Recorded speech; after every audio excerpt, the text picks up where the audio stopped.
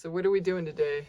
Well, today and last night it rained and it really poured, which makes me happy because my lake is still filling up.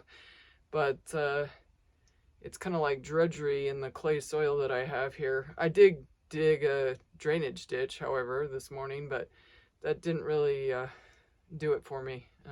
I wanted a little more creativeness. So I've been kind of doing my spring cleaning, and I told myself if it doesn't sell at a garage sale, I'm just gonna take it to the scrapyard if it's scrappable, or donate it to a thrift shop, something, because it seems that over 10 years I've become very hoardy, and so everything's so expensive that I'm scared to like throw anything away, because then what if I have to buy it?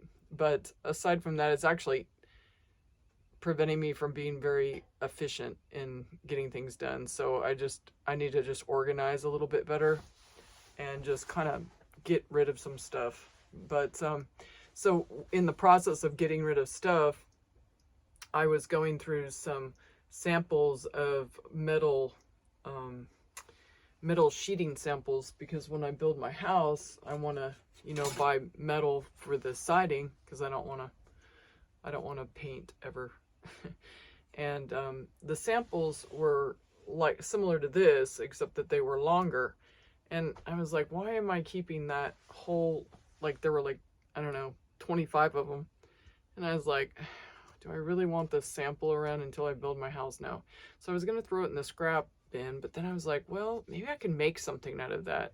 And so I decided that I was going to make a barn quilt, since my other barn quilt kind of, after 10 years, started looking kind of trashy. So I removed it. The plywood started to separate, and my paint was kind of peeling and fading. So I thought, well, this metal, it won't fade. So I thought that I would put it and make a Texas star. And so I just cut several of these into 45-degree angles. I didn't have a protractor, unfortunately, so I had to kind of do it with a ruler and do a little math there. And then with some sheet metal shears, I just cut it. And then I put them in the pattern that I thought would look attractive. And it's simple, because these are all the same cut. That's all I can possibly do. There's a reason why I don't do real quilting, because I would never figure out the